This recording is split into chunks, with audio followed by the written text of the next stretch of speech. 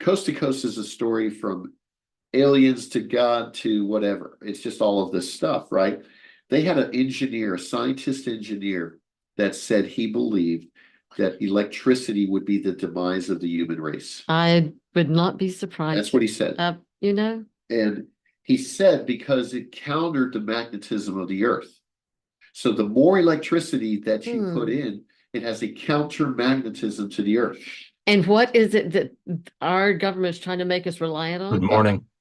Electricity, electric cars. But guess what? I see pictures of generators, and guess what they have to use to run electric generators? Diesel. Oh. Okay. Does it make sense at all? I don't know. Folks, you can reach us at 1-800-440-0434. You can go to mymoneyissafe.com. So you can go to 1-800-440-0434. And we look forward to talking to you. Patty, we got about 30 seconds. Any closing thoughts? I know that we said a lot of things that were alarming, etc., but we are here and we do have things that are not alarming. I was getting a little worried about you, Doc. Good morning. Good morning. How you doing? Say something for me. Let me hear you. You can't hear me? No, I got you. You were just low. I turned you up in here. You're fine. So you're sounding good. Good job. Okay. Yeah, I logged into the wrong account on Restream.io, so I had to figure out how to get out and get back into the account that actually goes out to 5 different websites. Too many accounts. All right, you're going to need an engineer in your house pretty soon. You're going to need an engineer there for you.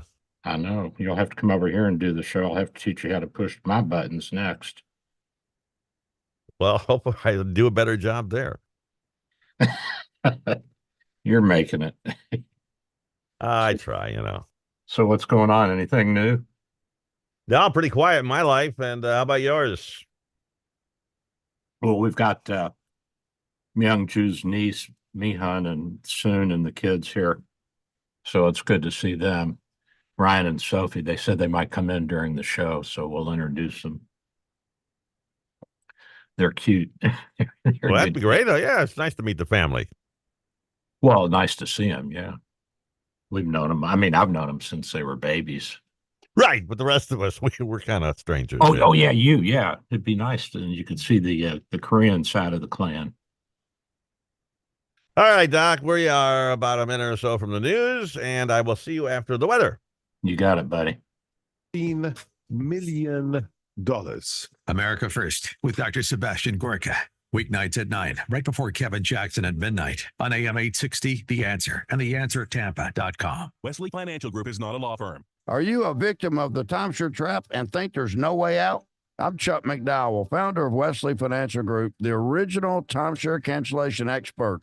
And I'm here to tell you that there is a way out.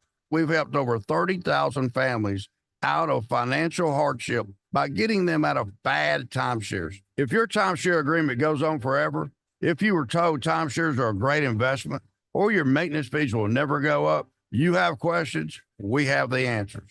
At Wesley Financial Group, we're dedicated to helping timeshare owners get out of their financial nightmare.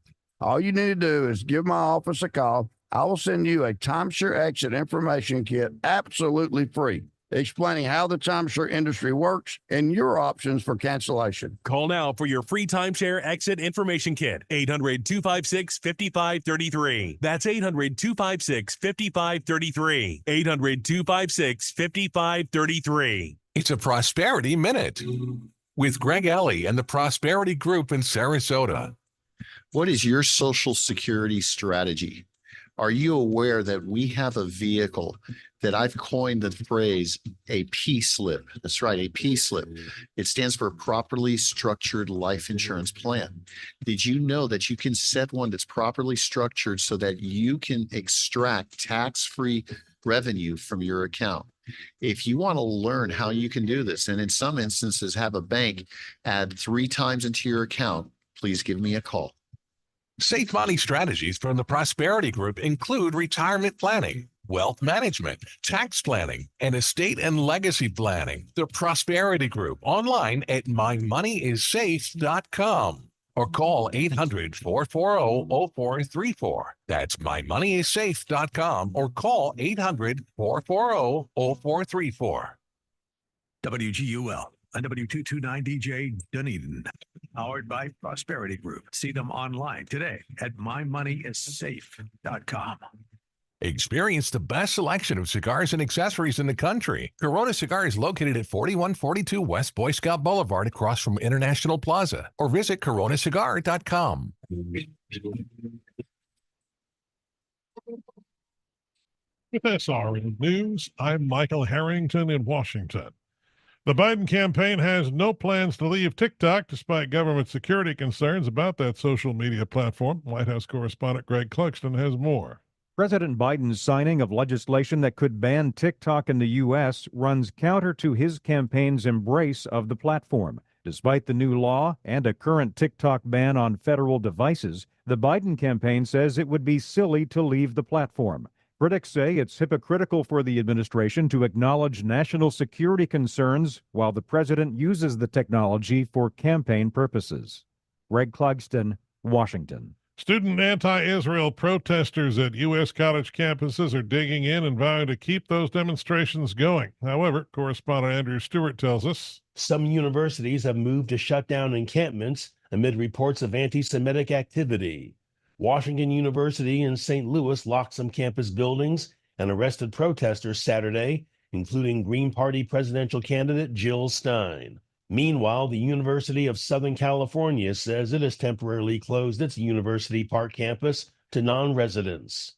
Police in riot gear cleared an encampment at Northeastern University in Boston. J.P. Morgan CEO Jamie Dimon says he is hopeful the Federal Reserve can bring down inflation without causing a recession, but would not rule out more troubling possibilities, such as stagflation. In an interview with the AP at a Chase branch opening in the Bronx, Dimon said he remains, quote, cautious about the U.S. economy, says inflation may be stickier for longer, and that stagflation is on a list of possible things that could happen. Harvey Weinstein's lawyer says the one-time movie mogul has been hospitalized for a battery of tests after his return to New York City jails following an appeals court nullifying of his 2020 rape conviction. This is SRN News.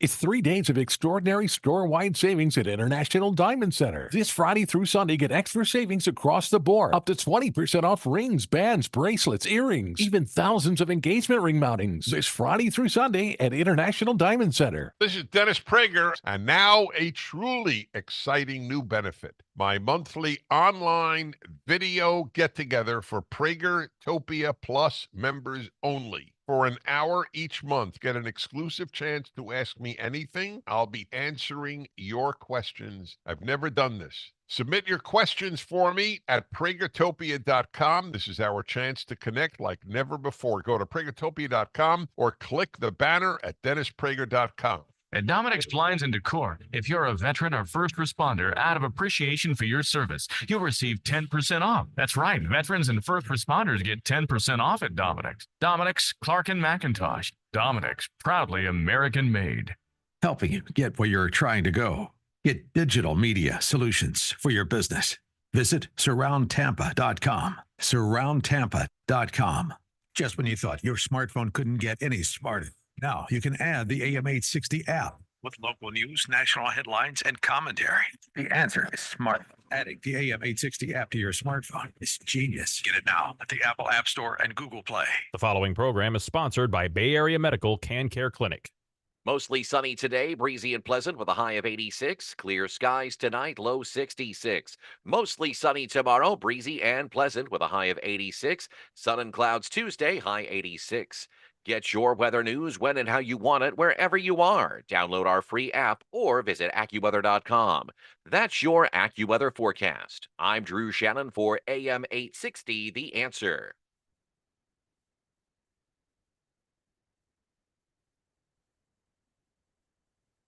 Go, Doc.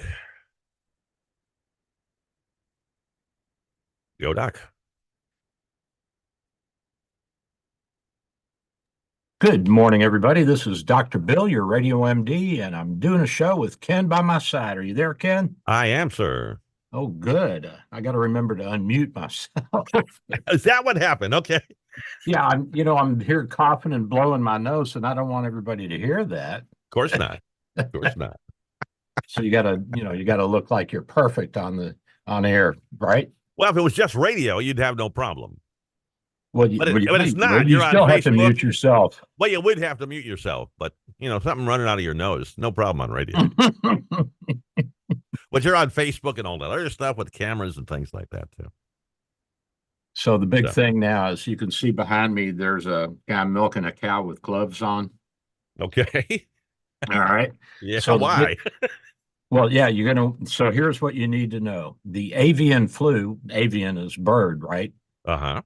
So the avian flu has moved to cows, and somebody down in Texas caught the flu from a cow. Now, my best advice to you is if you have a cow that you're really fond of and affectionate, I could ask him, what are they doing with these cows down there in Texas? I would say don't kiss your cow, okay? But now the avian flu is still a very low threat, although there are people that are concerned about it, like the CDC, because of course they want to sell their wares, and this is what they do. They're epidemiologists, right? And they go in and work on whether or not there's a real threat from some virus or bacteria. But they kind of missed it on the big one, didn't they? Yeah, they sure did. COVID was, well, we're not sure. Well, by that time, it was already halfway around the world. But we think your cow may have the flu. Yeah. So check your cow and don't drink the milk. They think it can be transmitted by milk. I guess that once you pasteurize it and sterilize it, it'd be okay, but that should kill all viruses. I would think so. At any rate, so that's the avian flu, the story. And one of the guys, Mike Sidlecki, he wanted me to talk about it. So I'm in the cafeteria. It's hard to tell whether he's serious or not. But at any rate, so Mike, I talked about it. There you go. The avian flu. It is here for sure. And so if your cow has a runny nose, stay away from the milk. Yeah. And if you see birds that are kind of flying off kilter and a little weird, don't kiss them either. They probably got it. Probably, yeah. All right, so that's the avian flu. Very good. It's treatable with the Tamiflu and the other antiviral antibiotics that we have, so don't worry about it. You're not going to die from it. And if you do, we'll give you a nice party. Make sure you keep that death insurance policy paid off so we can pay for the damn party, for God's sake. Is that one of the things covered in the flu shot this year? Yeah, probably is. Yeah, we're working on that. If you had that shot, you're probably okay, too. I think you'll be all right. And if you're not, well, too bad. There's other things to worry about. Yeah, it's been nice knowing you. And it's not that we don't love you and we don't care, but we're busy. We got things to do here, dude. There's money to be made elsewhere, so goodbye. Goodbye. We'll catch you on the flip side. That's right. At any rate, that's that. So we're worried about the flu now, the avian flu. But I don't think it's going to be the killer that it was with the COVID virus. Actually, the flu itself, that probably has a little higher mortality rate than the COVID virus did, but just so many people got the COVID virus because it was so infectious. It was so easily spread. Yeah, it overwhelmed the medical areas. So yeah, and people are like, well, the vaccine this and the vaccine that, but really the vaccine initially and the mask and all that, they weren't to protect the public. We didn't give a damn about them. It was to protect the healthcare people. That's right. Exactly. Without you guys, we would all been dead eventually. Well, we were all going to be dead eventually. You just would have gotten there a little faster. Well, yeah. So, all these protests that are going on against Israel and for Hamas and all that nonsense. Yeah, it kind of reminds me of the 60s. Yeah, except I'm not sure that their cause is relevant. I mean, at the time, we all thought that the war in Vietnam was bad because Walter Cronkite was pumping that crap out. And in retrospect, we should have just bombed Hanoi flat. It would have been over in 3 months. Oh, absolutely. Yeah. And, that's how Nixon brought him to the table. By bombing, yes. He just started bombing Hanoi, but they were doing strategic bombing. They were just hitting certain targets. But if they had just carpet bombed like they did Tokyo and Berlin and other cities during World War II, it would have been over in no time.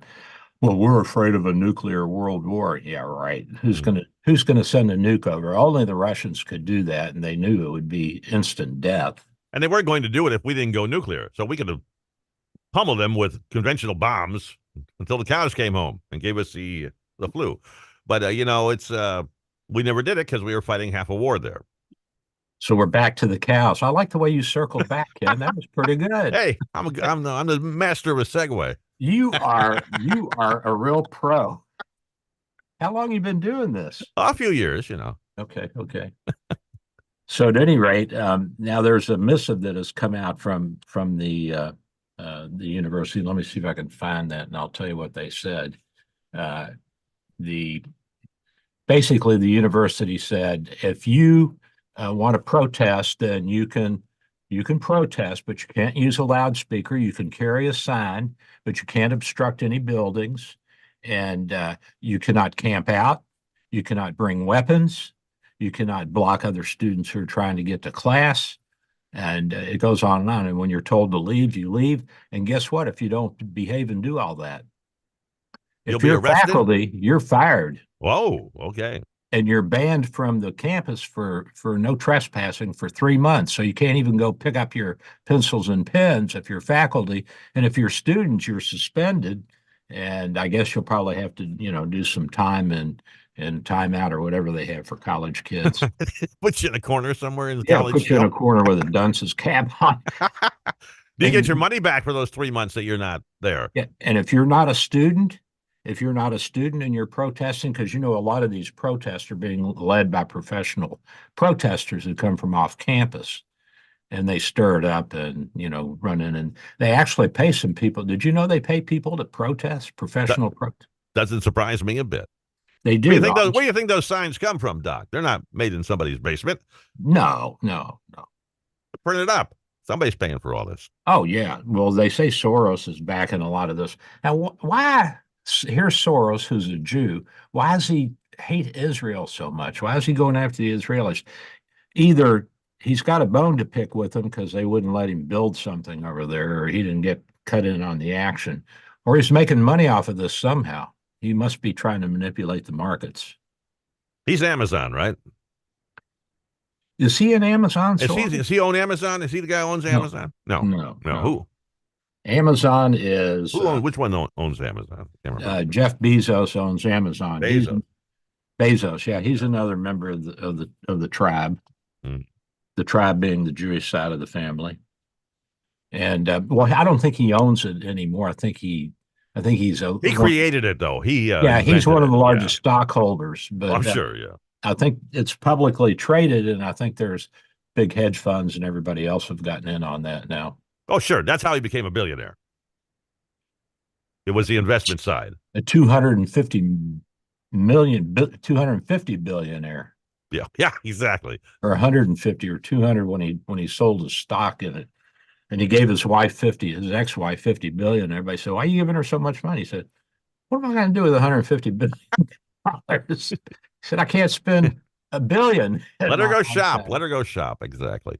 Yeah. And so I guess his kids are just going to do nothing but sit around and eat bonbons and count their money.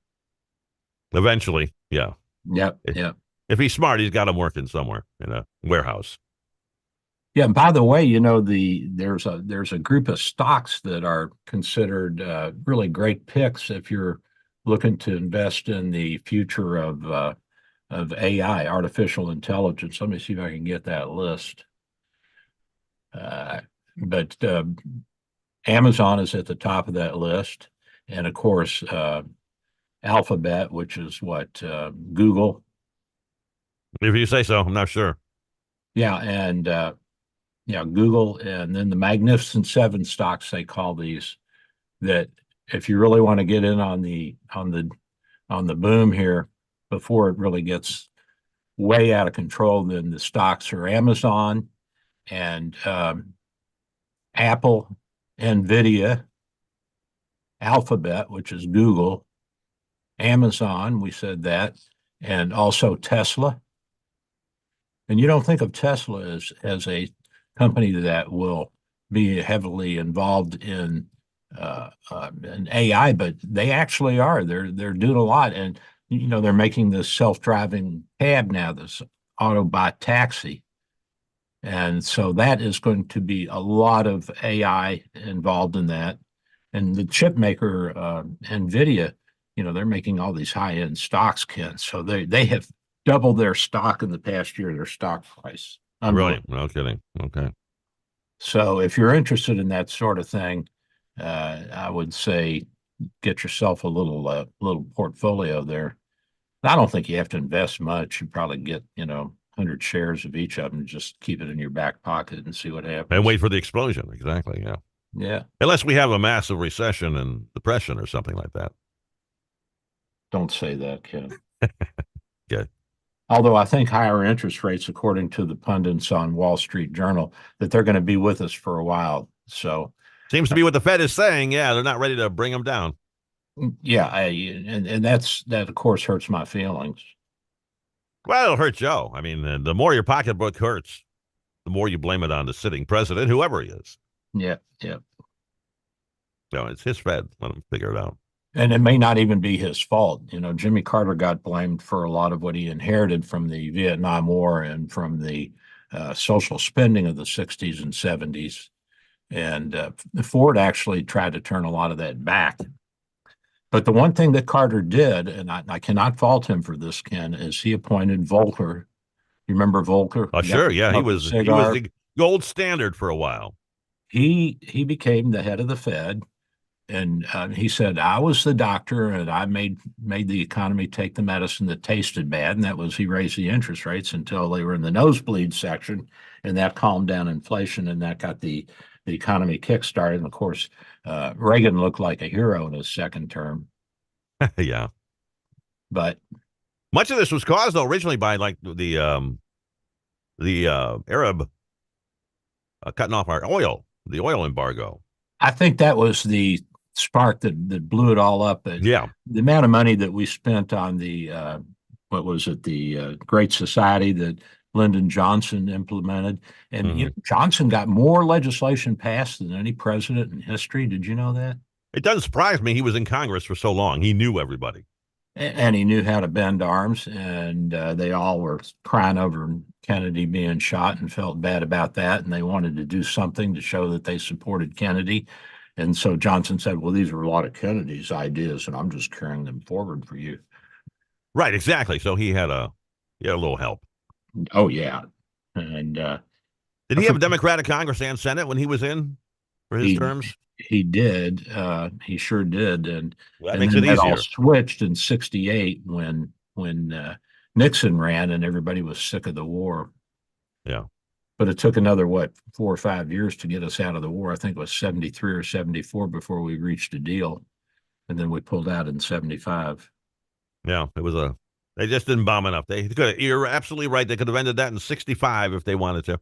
Oh, yeah, that could have been over in no time. But, the Democrats are wimps. They go pick a fight and get involved, and then they walk out when it's halfway through because their poll numbers are down. Who cares? I know. I mean, Lincoln's poll numbers were down in 1863. Exactly. A lot of the North wanted to pull out and just let the South go its own way. Yeah. Oh, wow. But it's a pattern. It's a Democratic pattern. You got to admit that. It is. Yeah. What are you going to do? At any rate, I thought this would touch your heart. The Chicago Bears were told to pay for their own damn stadium by the state and the county after proposal has taxpayers footing $2 billion of the new stadium. So you think the Bears will leave Chicago? Now they're saying they are paying the $2 billion. Oh, they're going to go ahead and pay it? Yeah, they're going to pay the $2 billion, and there'll be some more public money coming in, but that's going to be a lot of infrastructure, probably parking, because the Park District makes a bundle when they charge to park at Soldier Field. And that's their responsibility. If they want parking, they're going to have to build some parking lots. So they'll put some money into it. But I think the Bears ended up saying last week that they will pay the $2 billion to build the stadium. So hope they do, or ain't going to get built. Yeah, I'll be damned. I know a sports team paying for their own stadium. Who'd have thought? So here's the latest. I don't think news. they're paying any rent for the land, and that's pretty expensive lakefront property they've got. Oh, that's very expensive. Oh my gosh. Yeah. I mean, the Field Museum, I bet half the city'd like to tear it down and put up some high-rise condos. Certainly. Absolutely. Because that is, I guarantee you. that's one value. And the aquarium too. Aquarium's fun. It's fun. It's nice to see. If you've never been to Chicago, folks, it's a great city to visit, but you don't want to live there. No, but you want to go to the museums. Now you'll go to I've been to the Museum of Natural History, which is the one you're talking about there, right at the lakefront, twice in my life. With the big dinosaur when you come Right, in. exactly. And it's fun once in a while, every 15 years, but it's not a big attraction. It's not like the Science and Industry Museum that you can't even get in there on days. It's so crowded sometimes. But that is a nice area down there. And then just a little bit south of there, you have the park, the big park.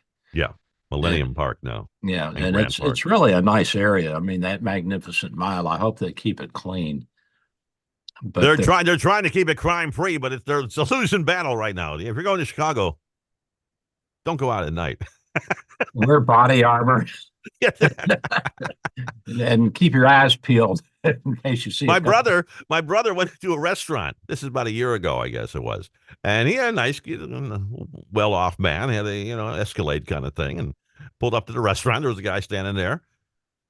He looked like he was a valet, so he handed him the keys. Car was gone. The car was gone. When he came out, he wasn't a valet. He just looked like one.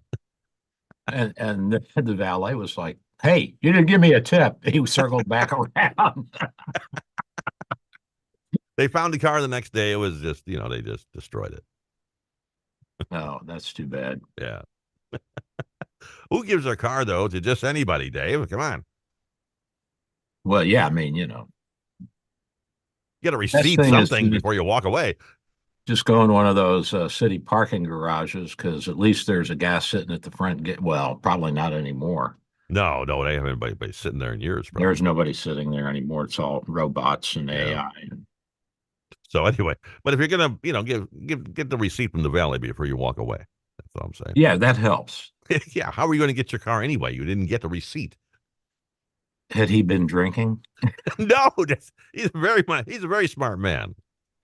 Apparently, he doesn't have much common sense. No, he had straight. He probably couldn't change a tire if he had to, but he knows who to call.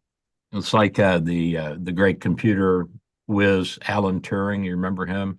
Bletchley Park back in World War II. He helped break the German Enigma code, and he helped develop the modern computer. He was one of the people that had input into that. Really brilliant guy, and just loved by the scientific community. But he was gay. He was homosexual, and so he had some gay bum in who robbed him, and he called the police. And it was like 1948, 1950, and said, "This guy robbed me." And they said, "What he was doing here?" "Well, he was spending the night. He was my gay lover." And they're like, "You realize that homosexuality is a crime in Great Britain?" So he got arrested, and he did 2 years in jail. Really? No kidding. In the 40s? In the late 40s, early 50s.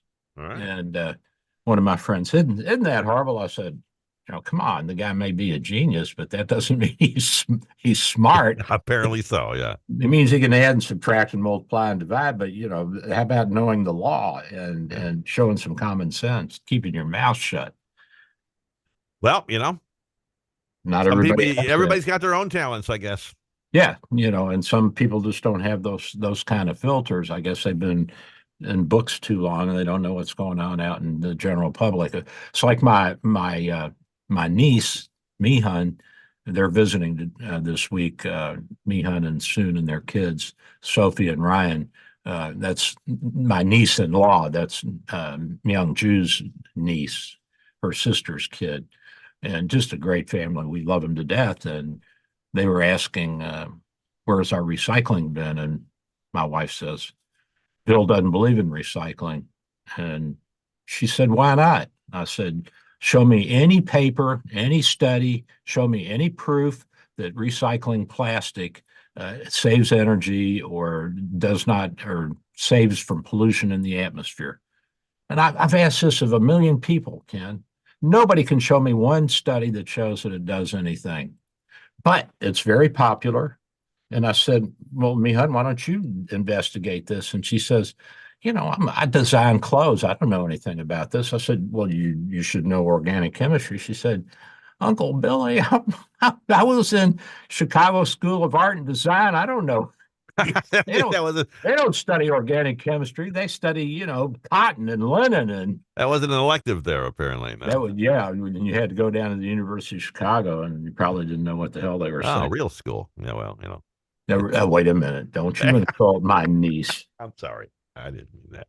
A lot of the clothes. I'm sure it's tough to get into the Chicago Design of Art or whatever that was. Oh yeah, and a lot of her clothes are actually pretty commonly worn by the women around the country. Did you ever hear of Cold Creek clothes? I haven't, but then again, I don't shop for clothes much. So, well, the women will know that Cold Creek. She designed a lot of the clothes for Cold Creek, and then when the recession came, she got laid off. But she's with another company now. She's got some great designs. She does a good job. She's a little dynamo. Well, that's terrific. As long as she's successful and happy, that's all that matters. Well, her husband says, I wish she'd make money doing it, but they all husbands say that, I think. Well, I mean, mine actually goes out and makes me some money, but she keeps it all. That's the problem. What's wrong with this picture? Oh, she's just looking after you. And she found my secret stash in my room here. Wants to make sure you're, when you get to your old age, you're cared for. That's what she wants. She goes through everything and roots through everything, and she finds where all of my stuff is. But if I look in her purse, she, as your wife like that, if you look in there. Oh, you don't go in that wife's purse, no. They'll pull out a pistol and whip you. What are you doing in my purse? That's why I didn't buy her a gun. Do I go in your pockets? So now here's the latest. I know that you're interested in this. The newer antibiotic or anti-diabetic drugs that I've been talking about, like Jardiance and Ozempic. You remember Ozempic? Everybody's using that, and Moderna or Mounjaro for weight loss and all that. They're anti-diabetic drugs. Okay. You remember those? We've talked about them. The one is the injectable once a week, and the other is a pill you take every day. So the one is a glucagon-like hormone, and then the other one is the sodium glucose reuptake inhibitor in the kidney. These things have been shown to lower your risk of stroke. So, and we don't think it's related to how well controlled your blood sugar is, but we think there are other hormonal effects that we have yet to fully elucidate, shall we say. So it's pretty amazing. And oddly enough, even though the Jardiance is better for heart failure and endovascular health, supposedly, the other one, the Ozempic and Mounjaro and all those, they are actually better at lowering your stroke risk. So another reason to consider using these drugs. And I know that there's a lot of criticism of using it for weight loss, and if you stop it, you'll probably gain weight back again. But you know what? I think this is a really great breakthrough and a step in the right direction, that we're able now to not only help you with your weight, but also reduce your risk of strokes and heart attacks and other major cardiovascular events. So, Ken, this is a darn good thing. There are lots of drugs out there that are used for multiple purposes. So it's nothing unusual, really. No, nothing unusual. But the nice thing about these drugs is we're learning more as we go. And when you do studies, you have phase 1, phase 2, phase 3. Phase 3 is when you go to a bigger population group, 1,000 or 10,000 or whatever, depending on the size of the study you're doing and the power you need. But phase 4 is the post-marketing study. So what happens is the people that originally sign up for these studies, they'll get a few of them to continue on to be followed in the phase 4. So even though these are out on the shelf or at the pharmacy to be bought and to be sold retail to people, we're also following these people who are taking these medications to see what other benefits or adverse effects these medications have on you. So we're seeing in the phase 4 studies that these are actually beneficial for cardiovascular health and not considered strokes as part of the cardiovascular health system. It sounds terrific. Pack it up. I'll take it.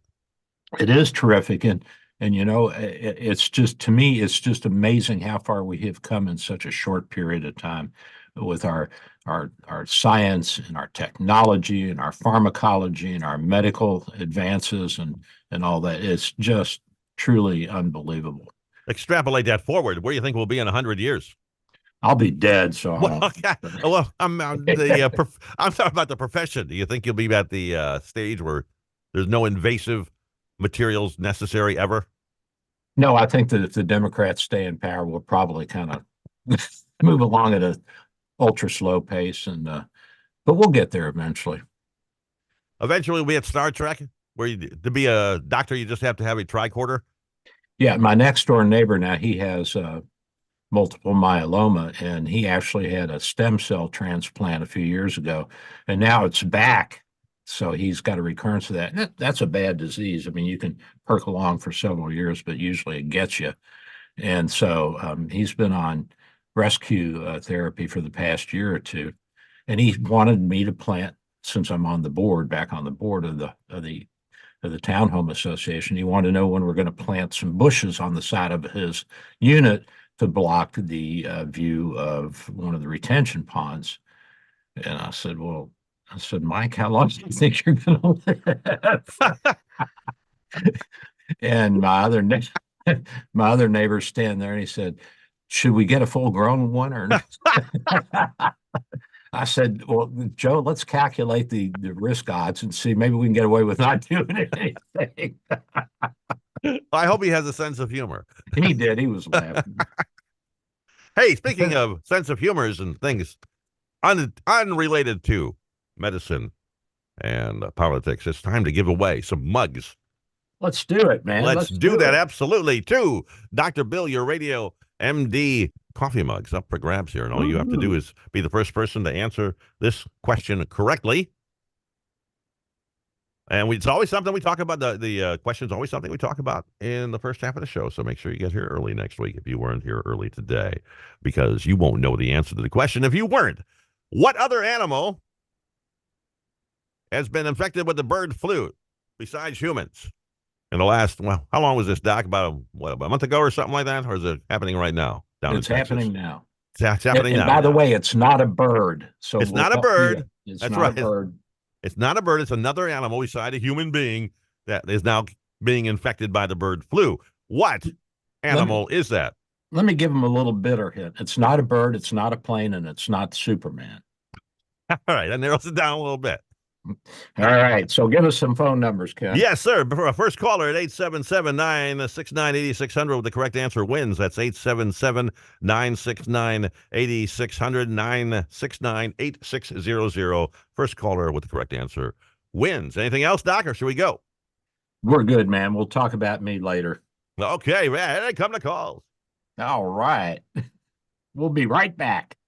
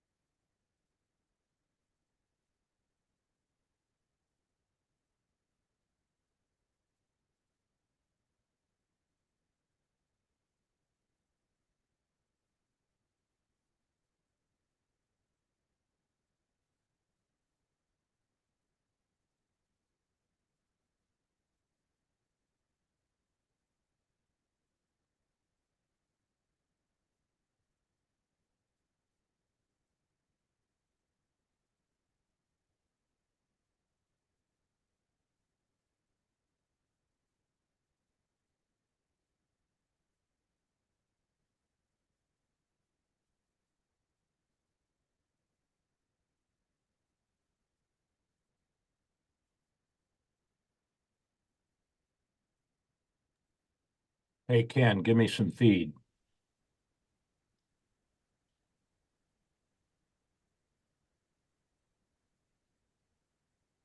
Where's my phone? There it is. Hand me that phone.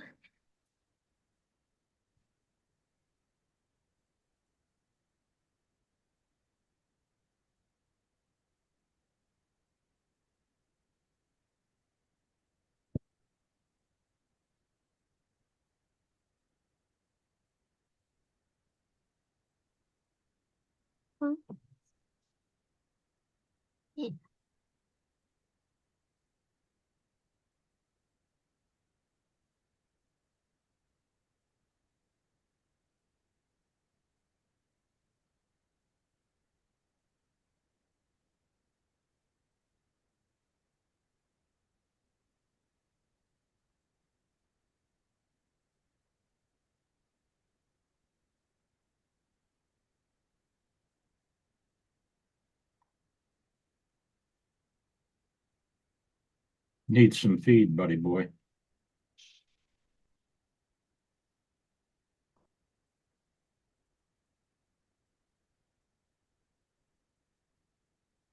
Ken, are you there? I'm here, Doc. Go ahead. Yeah, we're all set, Doc. Can you hear me? Start talking there, Doc. Doc has some guests, and I think it may have pulled out his plug.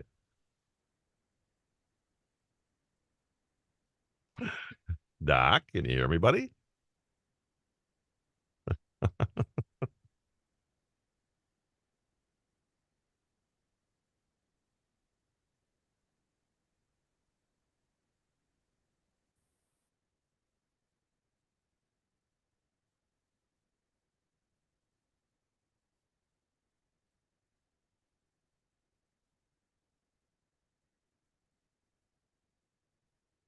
You're not hearing anything now.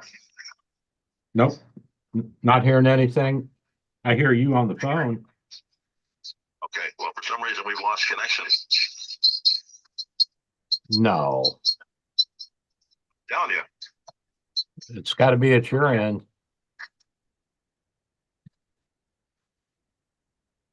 Telling you lost connection. Well, but I can see you. You got Zoom. I think it's your radio. I think it's a wire. The wire. Something like that. Hang on a second. Let me plug this in. You can't hear me? You can hear me? I hear you, Doc. Do you hear me now? Yeah, I can hear you. Okay, then we're back. All right, good. Hey, well, before we go on with the show, I wanted to introduce Sophie and Ryan. Sophie is this one, and Ryan is this one. This is from the New York side of the family. They came all the way down from where you guys live, Queens? Yeah, Queens. Queens. And how old are you, Ryan? I'm 12. You're 12? Yeah. So you're seventh grade? Mm-hmm. Cool beans. How about you, Sophie? How 10. You're 10? What grade are you? 4th grade. Fourth grade. So, and how are you doing with your schoolwork? Are you making straight A's? Huh? Kind of. Are you making straight A's, Ryan? Yeah. All right. So they're both smart kids, and this is my wife's grandniece and nephew. They call us grandma and grandpa, or uncle and aunt. I don't know which one. What are we now? Are we uncle or aunt, or grandma and grandpa? I think grandma and grandpa. Okay, we're still grandma and grandpa. We haven't graduated from that yet. And so it's a kind of a Korean Oriental thing to call everybody, family names. And actually in Korean, they have specific names for specific people. So like your mother's daughter is your mother's sister is your emo. And there's a different word if it's your father's sister. So there are different words they use for different members of the family. And that keeps everybody kind of connected. What do you think about that, Ken? Pretty cool stuff you got here. Yeah, these guys are really smart, and they're great kids. They're really well behaved, and I hate it because I like being a little bad myself. I don't know about you guys. They're adorable. If you're not watching on Dr. Bill or your Radio MD Facebook page, you wouldn't know that. So tune in. So Ryan, what do you like doing the most? Playing basketball? Yeah. Sophie, what do you like doing? Shopping? Yeah. You like to shop? Are you going shopping today, guys? Yeah. All right. Good beans. Okay, you guys want to sit and listen to the show, or you want to go back downstairs?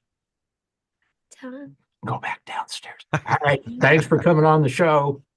Thank you. There's no check. So Bye. Don't forget to shut the door. Cute kids. adorable. Yes.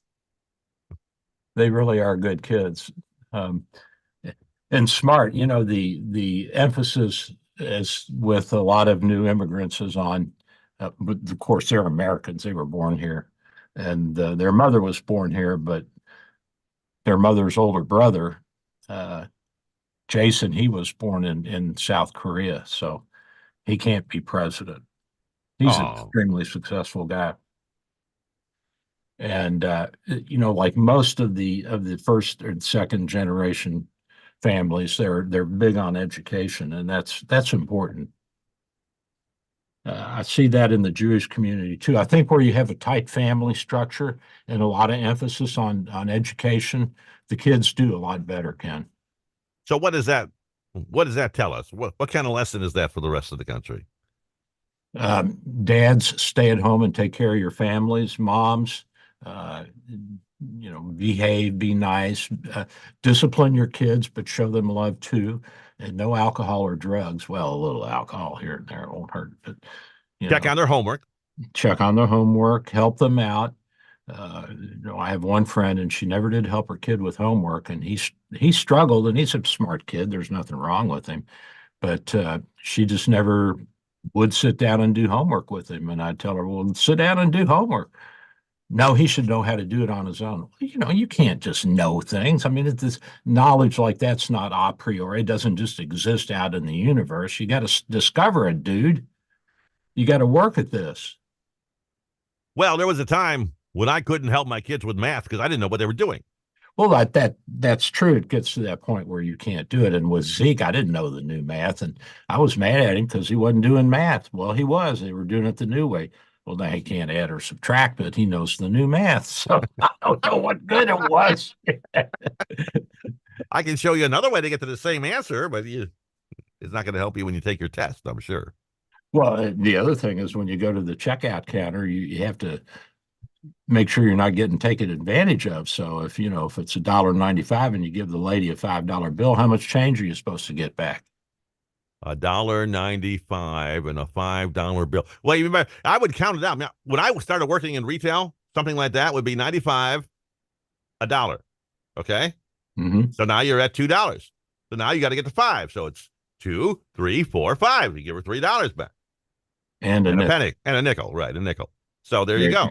There you go. That's how you would do it if you didn't have an electronic computer cash register back in those days. Or if you learned your times tables and all that, you could probably do it in your head. So you just go 195 minus from 500, 5 from 10 is 5, and then 1 from 4 is 3. Yeah, you're going to come up with the same answer. There's a lot of ways to get there. Yep. There you go. So. But you had to teach them. But back then, you had to teach them the right way. Otherwise, they were going to flunk the test because they didn't show their work correctly. Yep. By the way, speaking of showing work, Dan Silva did his work. He was here listening early on and won 2 Dr. Bill, your Radio MD coffee mugs. All right, Dan. Thank you for phoning in and thank you for listening. Dan from Tampa. Hadn't gotten their mugs, let us know. Yeah, Dan from Tampa. We'll be sending those out to you. And he knew that the animal we were talking about, got the bird flu, was a cow. Moo moo. A Texas cow. Who knew a steer? It was a moo moo. Was it a steer or it was a cow, I guess? What's the difference? It had udders, so if it was a steer, it was a miracle steer. Yeah, it's a cow.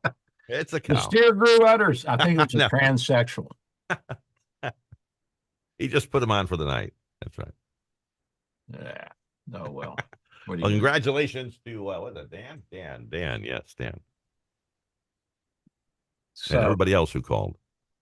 We thank you. Yeah, we talked about the University of Florida memo. Oh, by the way, you can't sleep overnight, no littering, and no unmanned signs. You can't leave your signs. So any of that, and you're out, baby. So you're talking about protesting on campuses. Yeah. Yeah. And I guess up north they're having a hard time, and in some places the police are saying, we're not coming in. That's your problem. You encourage this, you deal with it. Really? Yeah. So they're just walking away. All right. I get it. But and other things going on in Florida. So I looked at this article. There's this article that was in I think it was in the Wall Street Journal. I can't remember. No, it was AP News, AP News. And it said that 17 people died over the past several years in Florida from the police using ketamine to calm them down. Ketamine is a short-acting hypnotic that we use for anesthesia and surgery on some people. And it's a kind of a cousin of a narcotic, of a fast-acting narcotic. And they're also using it to try to treat migraine headaches and things like that with a nasal spray. But at any rate, so I looked at this article, and the headlines are that ketamine's killing people because the police are using it in Florida. Of course, we're a liberal state, so a conservative state, so the liberal press is going after us. So I read the article. That's not what it said at all. It's like 17 people died from being restrained by various substances and by police sitting on their chests and that sort of thing. And guess what? 50% were Black Americans. So that's criminal. That was between 2012 and 2021. The press is just unbelievable. Unbelievable. I don't think they would be injecting it anyway. When they have EMTs do that, if they were going to inject something. Well, yeah, they'd have the EMTs come in and say, inject this guy. He's out of control. Exactly. Yeah. I tried that on the wife once. Yeah, how'd it go? Not well. I got my butt kicked.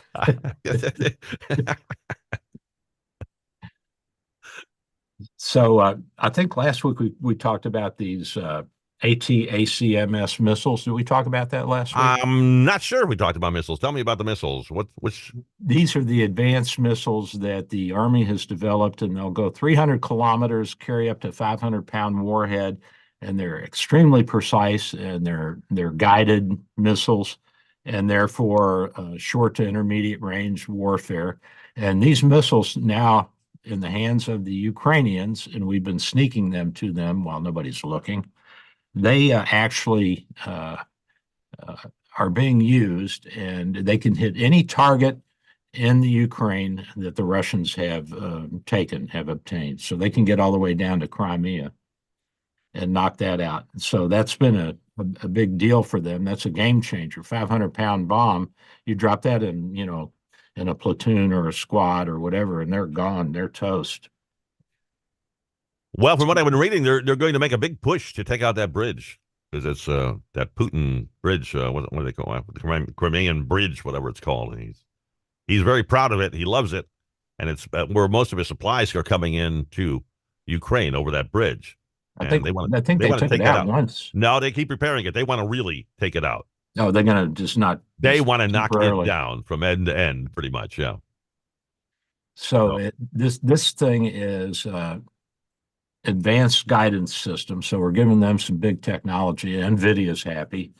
It carries a 500-pound blast fragmentation warhead. And blast fragmentation means that it gives off a lot of little pieces like a grenade, only with 500 pounds of ammo behind it. It goes a good ways. It'll take your head clean off. Yeah. It'll take several heads clean off. And a couple of tails too, Ken. Yeah, you don't want to be around when that goes off. No, that's a big weapon. And now I read in the Kiev Times, the Ukrainians their spirits are lifted now that we have Congress and the president have agreed to go ahead and supply them with more weapons and money and arms and all that. So, and overnight the Russians, I guess they bombed electric grids and some thermal energy plants in the Ukraine, and the Ukraine went after one of their nuclear facilities or something like that. I don't know. At any rate, it's getting down and dirty. And they're already talking about tourism strategies for Odessa once they take it back. So they're confident, but the problem that they're having is their morale has been low, so it's been hard to recruit people. On the other hand, I don't know how accurate this is, but at the top of the Kiev Post, there's a little box with what's been destroyed and killed. So the troops, 465,000 Russian troops have been taken out of action, 7,268 tanks, 11,900 artillery pieces, 13,971 armored vehicles. They carry troops and all that, 348 airplanes, 325 helicopters, and 26 ships. Now, I don't know how accurate that is. There might be some propaganda in there, but it's pretty interesting that they're actually keeping score like that. And this is Russia's losses since the war started. I mean, I find it hard to believe that 465,000 troops are out of action. That I'm sure that includes wounded and AWOLs and dead and everything else unaccounted for. But again, that's a big number. That's pretty much what we lost in World War II, isn't it? 500,000? Yeah, I think dead 500,000. Yeah. We probably had millions wounded. Probably, but I'm not too sure about those numbers. They seem a little high.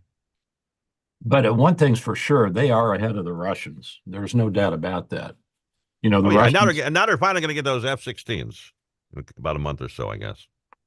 Yeah, and once they have the F-16s, there's really not much that can keep up with those in the Russian armamentarium.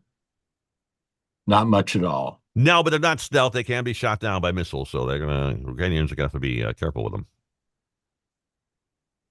They'll be all missiles, far off missile kind of thing, launch from a plane. It won't be. I don't think they'll be doing any strafing. No. Well, I think if you want to strafe, then you're going to have to get the warthogs back in there. There you go. Bring my warthog. I love the warthog. Well, they said they decommissioned them all, but I don't believe it. I think there's probably some Air National Guard. They probably decommissioned them for the Air Force, but for the Air National Guard, they're probably keeping them around. I don't know. I thought the guys on the ground loved them. Yeah, that's what they do. They fly in low and slow and blow people up in front of you. We're shooting at you. Yeah, and they're tank killers too because they can carry those anti-tank rockets and with the depleted uranium. You know what that is? I've heard about them. Yeah, depleted. So when you mine uranium, it's 99+% U-238, which is not radioactive, and it's an extremely heavy metal. So when you process out the U-235, which is the fissionable material that you can make a bomb out of, or you can put in a nuclear reactor, then you end up with a lot of U-238, which is not radioactive. And so they're like, well, what do we do with all this stuff now that we got it? Guess what? They're making bombs out of it. You know what? They don't blow up, but they're so dense that they will penetrate with the right amount of force behind them. They will penetrate a tank, 5 inches of armor. They'll go right through it, and the heat and the friction alone will set the tank on fire. So we're using non-explosive warheads to take out tanks. All right. Well, pretty cool. It is, and pretty cool. Hope they get their job done there. Now, to make a nuclear reactor, you need about 20% U-235 in the mix. To make a bomb, you need about 90% or more. And so the Iranians are going to have to think about what they are doing and what they want to do, because it's expensive and it's a big deal. And have to check the cost benefit ratio.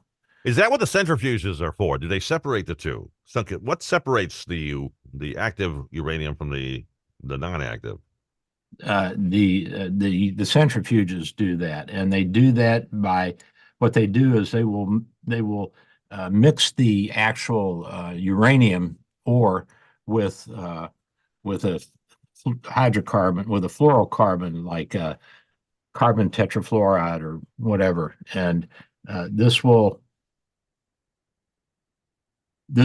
allow these things to become gaseous, and then they put them in centrifuges. And here's the centrifuges behind me. You see those? I do, yes. Okay, so these are the newer models. In the old days, they were a lot bigger.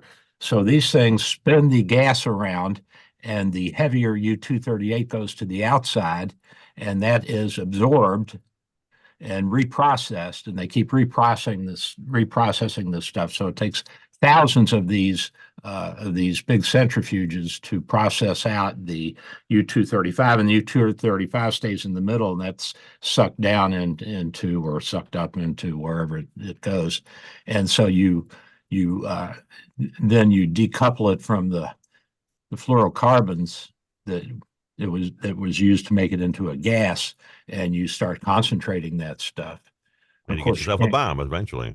Yeah, well, you can't get it too close because of the fission, and even if you don't make a bomb out of it, if you get it too close, it'll burn up. It'll break down into lighter elements and give off nuclear energy, give off heat, and give off gamma rays. So that's not what you want in the lab and in the processing plant. So there's ways of isolating these things, and you keep it in a gaseous state until you can mix it with something else. And but when you get enough of it, you can make material for nuclear fuel for a nuclear reactor, or if you can get about 85, 90, 95% U-235, you can make you a little bomb, baby. Which is why we keep bombing their centrifuge. Yeah, and I've actually I've written to the Iranian diplomatic corps here in the States to see if I could purchase, because I've got the device already in the garage. Oh, I see. I didn't know that. Okay. Yeah, so I've got that already, and I just need, 125 pounds of U-235 fairly. And then I can take out the neighbors I don't like. Of course. But I've got a problem because I don't know how. Like the rest of the neighborhood, wouldn't it? Take out the whole neighborhood. They can take out the whole neighborhood. Yeah, Probably take out all of St. Pete. Yeah, that's the problem with that. So you got to take yourself out too. Well, Hiroshima and Nagasaki, they were 100,000 people in the downtown areas that got wiped out. So St. Petersburg's 250,000 now, but it's fairly spread out. So, and it's your first bomb. It probably won't be real big. No, I mean, I could probably take out most of downtown St. Pete and the harbor and a few other things, but let me know when you're going to do that. Okay. I'll be in Chicago. So just, well, it'll probably be like the Russians. I'll probably miss by 100 miles. Yeah. I'll be driving. I'll go over the Sunshine Skyway Bridge and drive right down into the Florida Keys. Hey, where am I? Doc, we got about a minute and a half left. Oh my God! In the show, I know it just flew right by again, didn't it? It just, well, we have fun, Ken, and that's the bottom line. Is we have fun, we inform, and we have good topics, and I think all that's important. And I think we're growing our audience too, buddy boy. I think so too. I mean, we cover a lot of subjects here on a Sunday morning. We cover a lot of stuff, and people like that because then they can go to the water cooler at work and say, "Hey, did you hear what Dr. Bill said on Sunday?" And so that's exactly good. Yeah. So we're down to 1 minute now. 1 minute exactly. You want to talk about the business a little bit? We haven't done that at all. Absolutely. I'm Dr. Bill, and we have a practice at 6399 38th Avenue North. We practice cardiology and general internal medicine.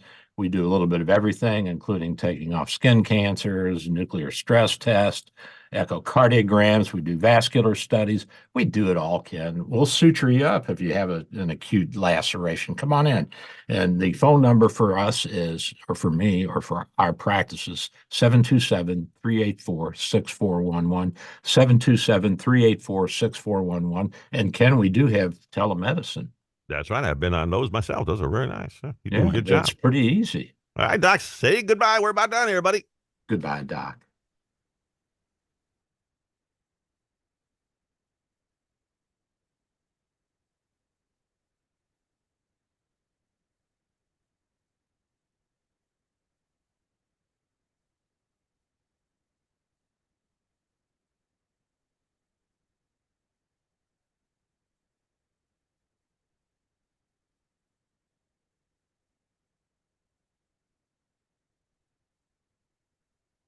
WGUL, NW229DJ Dunedin, powered by